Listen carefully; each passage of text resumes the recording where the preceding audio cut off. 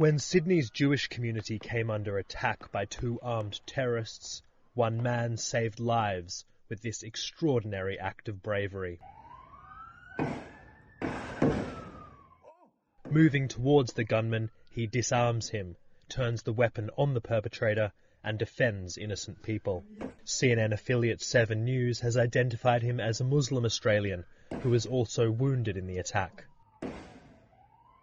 The man's bravery juxtaposed with horror and suffering on the first night of Hanukkah being celebrated in Bondi with a party in the park called Hanukkah by the Sea. Guys, I feel horrible. I have no husband. I don't know where is his body. Nobody can give me any answer. That's it.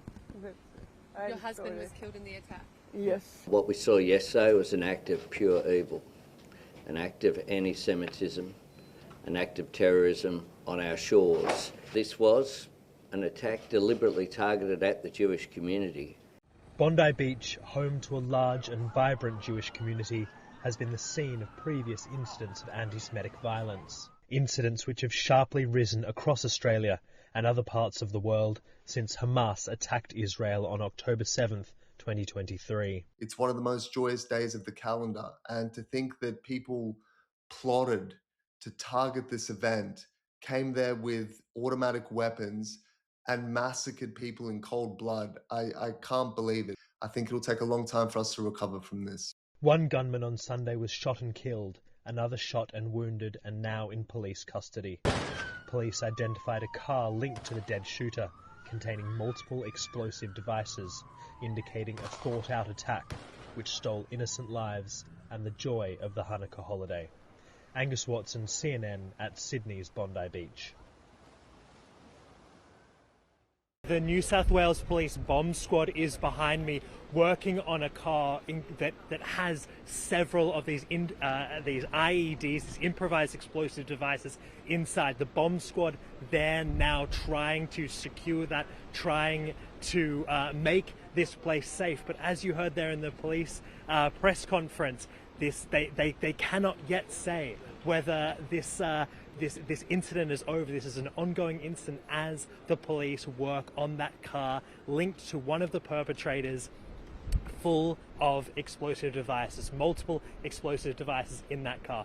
You heard there that this was an attack on the Jewish community, one that the authorities have now labelled a terrorist incident, a terror attack on the Jewish community here in Bondi, which is it's a very strong Jewish community here in Bondi, a very strong, very proud Jewish community. Right up the street from here, there are several synagogues, and behind me in the park where people were attacked was a Hanukkah festival going on here, the first night of Hanukkah around the world being celebrated by Jewish people. There was an event here called Hanukkah by the Sea, and that was what was targeted by these two men with guns. You heard there as well officials talking about the videos that are going on social media right now. One extraordinary video that they're talking about where a man attacks the gunman, dispossesses him of his weapon, and then starts defending members of the public with that. Extraordinary scenes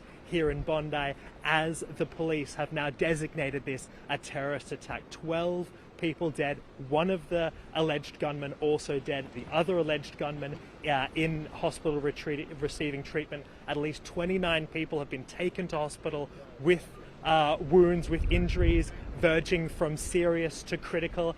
The authorities said there that more people will have presented themselves to hospitals around the city.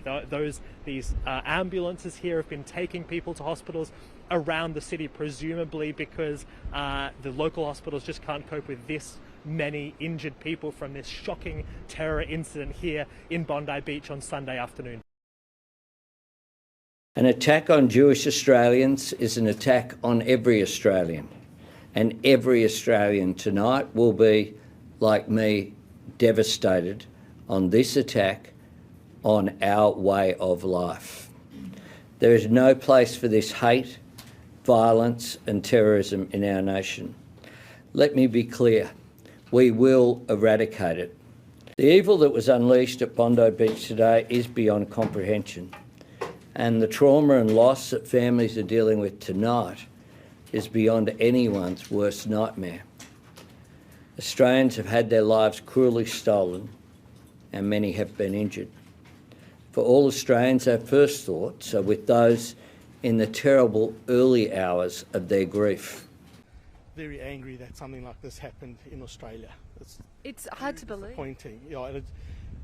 A Jewish event where terrorists and murderers, went to kill Jewish people celebrating Hanukkah. It's just unbelievable that in Australia this is allowed to happen. We're supposed to be the lucky country. We're supposed to be a country where people are allowed to express their religion freely, and where something like this happens is unbelievable. Guys, I feel horrible. I have no husband. I don't know where is his body. Nobody can give me any answer. That's it. Your husband was killed in the attack? Yes. Yes. Is he here? Did they bring him to St Vincent's? Or No, not you don't here. know? You haven't been able to find out? No. How are you feeling right now, all of you? Don't even In know. shock.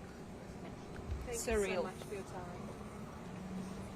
Still, he's in the hospital and we don't know exactly what's going inside. But they said the doctor, he's very okay. And next 2 hours, they let us to go in and see Ahmed because he's still inside and he do the operation. But we hope he will be fine. He's a hero, 100%. He's a hero because what we see on the social media, he's 100% hero. Shoulder? Yeah, he have 2 shots, one in his arm here and one in his hand. And have you been able to talk to him today? No, because I come when I see what's happening, and I come here to see him. But they said he's not allowed to go inside because he have to make an operation, whatever. I'm still waiting to see him. We have progressed at pace overnight with that investigation, and as a result of investigations undertaken, I can say that we are not looking for a further offender. We are satisfied that there were 2 offenders involved in yesterday's incident. One is deceased, the second is in critical but stable condition in hospital at the moment. The offenders are a 50-year-old and 24-year-old male who are father and son. The 50-year-old is deceased, the 24-year-old is currently in hospital at the moment. As part of the investigation, we conducted 2 search warrants last night, one at Bondi Rig and a second at Campsie. The 50-year-old male is a licensed firearms holder. He has 6 firearms licensed to him. We are satisfied that we have 6 firearms from the scene yesterday, but also as a result of the search warrant at the Campsie address. Ballistics and forensic investigation will determine this morning that those 6 firearms are the 6 that were licensed to that man, but also that they were used in the offence yesterday at Bondi.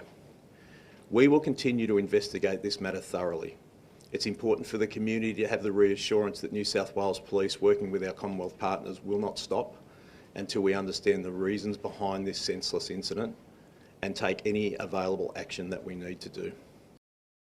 Well, we know that there were only 2 attackers. The police had earlier said there might be a third. They've said that's not the case now. Father and son, 50-year-old father, he's dead, shot at the scene on the bridge where they began that attack, literally firing about point-blank range, almost 70 yards away from that gathering for first night of Hanukkah, just about to light the first candle on the menorah. And that's when they say, people in that crowd say, that's when the gunman started firing. And then, as you saw, that man comes forward, one of the gunmen comes off the bridge, he's tackled, he's disarmed, but he goes back to the bridge. And what we've learned from the police now, that the man who was tackled was the 50-year-old father.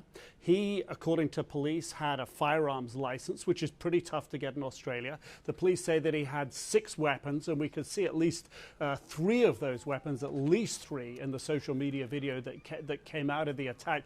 All those 3 weapons appear to be long rifle-type weapons, perhaps shotgun-type weapons that they had. But the police say they'd recovered all 6 of those firearms that were registered to the father, the 24-year-old son, in hospital in critical condition. One of the big takeaways for me watching that police press conference was a question from a journalist. The police had found the vehicle. It had 2 IEDs in it, rudimentary, the police say. But the journalist asked the question about an apparent ISIS flag being found at that vehicle. Now, the police wouldn't comment on that.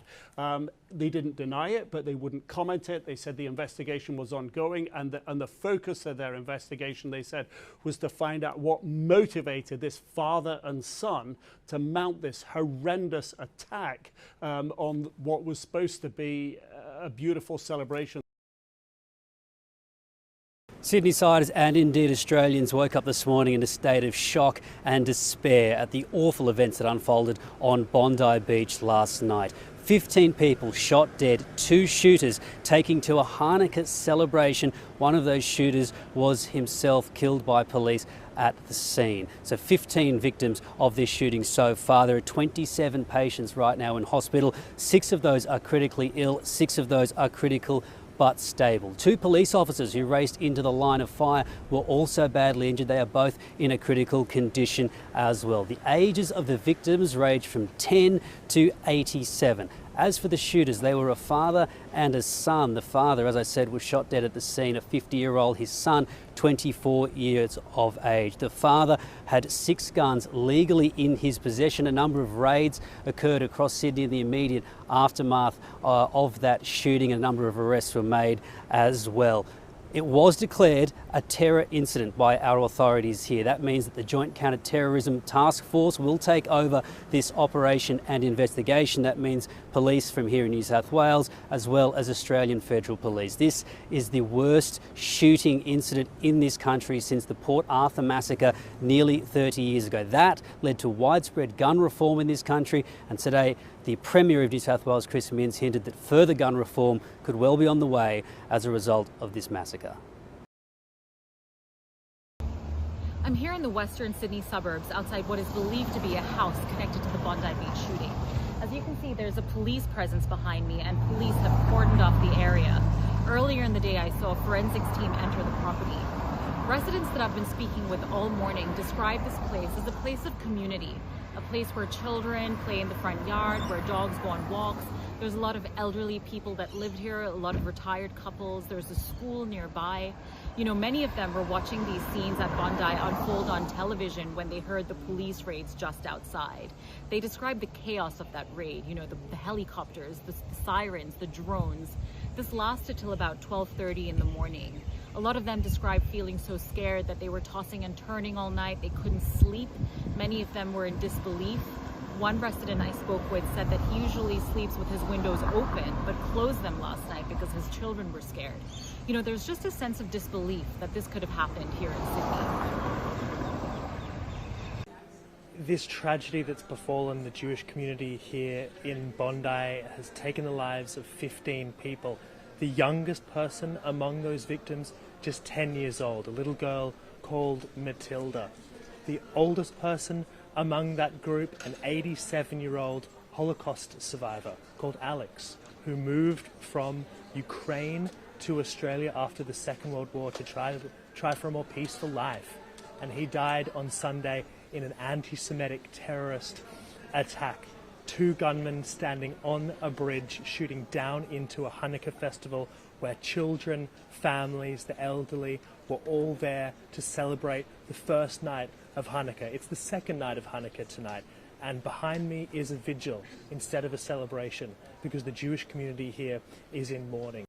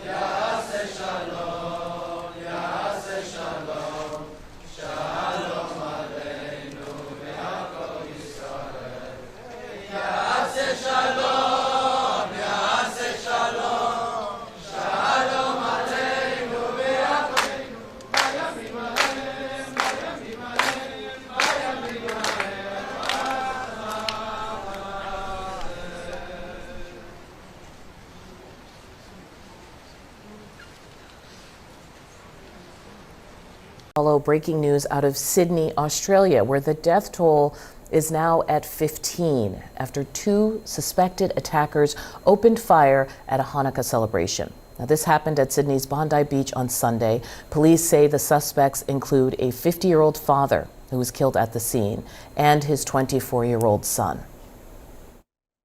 I know what I saw him shoot the gun, and it just, all hell broke loose. There's just people everywhere, kids screaming, people screaming.